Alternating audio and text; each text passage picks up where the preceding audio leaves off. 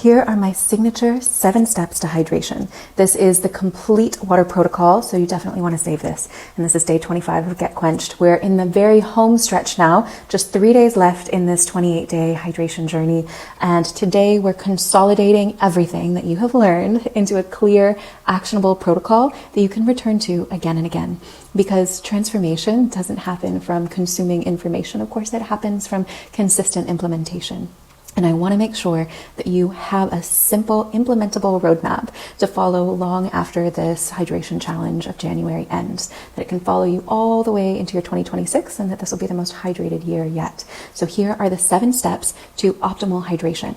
This is the framework that I teach more in depth in my Navigating the Waters course, and it's the same framework that structures the tools and the products in the whole waterislife.shop, because everything flows from these principles, these 7 steps. Step 1, forage. Whenever possible, collect living spring water directly from natural springs. You can use findaspring.com. This is the gold standard. So when spring water isn't accessible, then you can move on to the next steps with whatever water you do have access to. So step 2 is filter. Either you get a high quality filter that removes chlorine, fluoride, heavy metals, pharmaceuticals, etc., or your kidneys, your liver, your gut, and your lymphatic system become the filter. And trust me, they have much more important work to do than that. You can go to ewg.org to see what's in your tap water and then choose a filter from waterislife.shop accordingly. Step 3, structure.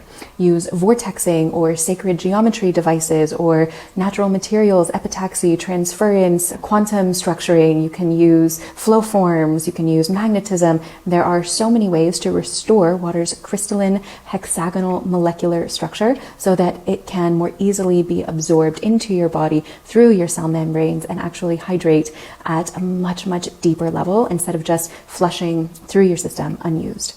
You can find my top water structurers in the shop as well, of course, under the structurers category. Step 4 is balance. Through high quality electrolytes, for example, sea salt, a 1/4 teaspoon per liter or thereabouts, or specific mineral formulations like beam minerals. It's also making sure that your water can breathe by aerating your water using a vortex or a flow form or dissolved molecular hydrogen or dissolved oxygen. It's also balancing the pH of the water naturally, never over-alkalize or ionize your water. But you can find all of these things under the balance step at waterislife.shop. Step 5 is energize. That's blessing your water with intention, prayer, gratitude, or a song. You can play healing frequencies or specific medicinal frequencies. You can expose it to sunlight or moonlight. Remember that structured water is a liquid crystal that stores and transmits information. When the molecules are in a formation, they store information. So be conscious of what you're programming your water with, because it's always picking up on everything. You can either consciously choose or let it be an accident. For these, my favorites are the Analemma wand and the Infopathy pad and all of the Lila Quantum blocks. All of those are in the Energize section at waterislife.shop. Step 6 is embody. This is optimizing your lifestyle to really retain hydration. Move regularly so that you circulate lymph and your fascia can deliver hydration to each one of your cells. Breathe deeply, manage stress, protect yourself from EMFs, reduce dehydrators like caffeine, alcohol, processed air conditioning, eat hydrating, optimized food that help deplete your deuterium stores, optimize your circadian rhythms, get good sunlight, ground your feet on the soil. All of these are all structuring and energizing and optimizing your bio water. They are all hydrating practices that are more important than the water that you drink. Eating a deuterium depleted diet, that alone makes such a big difference. High quality fats, red light therapy, taking care of your fascia. That's really your body's irrigation network, etc., etc. Of course, a lot of the tools for this are in the Embody section at waterislife.shop, and I teach all these steps much more in depth in the Navigating the Waters course. I teach free and very cheap, very accessible ways for each one of these steps, because hydration should be as accessible as breathing. And of course, you can get the fancy tools, but if you have more time and you can put in a little bit of elbow grease and you don't mind if it's a little less effective, then you can absolutely do all of these steps at home for free. I teach you all of that in the Navigating the Waters course. Again, just comment NW course for that. Now, step 7 is free. And this is where you share water generously with your community and participate in water protection and water activism and really give back to the watersheds that sustain you. Staunchly refuse to commodify or to hoard or to privatize or short water stocks or to support companies that profit from trading or shorting water futures.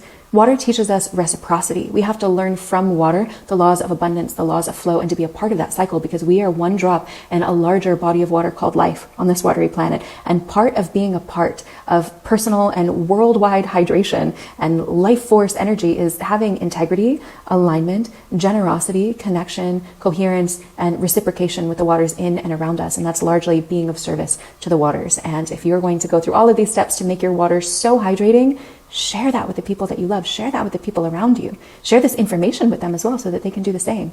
Again, we go deeper into all that in the Navigating the Waters course. These 7 steps will not only transform any water from dead, dehydrating, well, comatose, dehydrating, tap liquid into living, healing medicine and help your cells to retain it all, but they will also help you to weave your body and your life force into the greater web of life as a whole, because we all share the same water. We all share the same living, sentient bloodstream that is the blood of Mother Earth, that is living liquid life.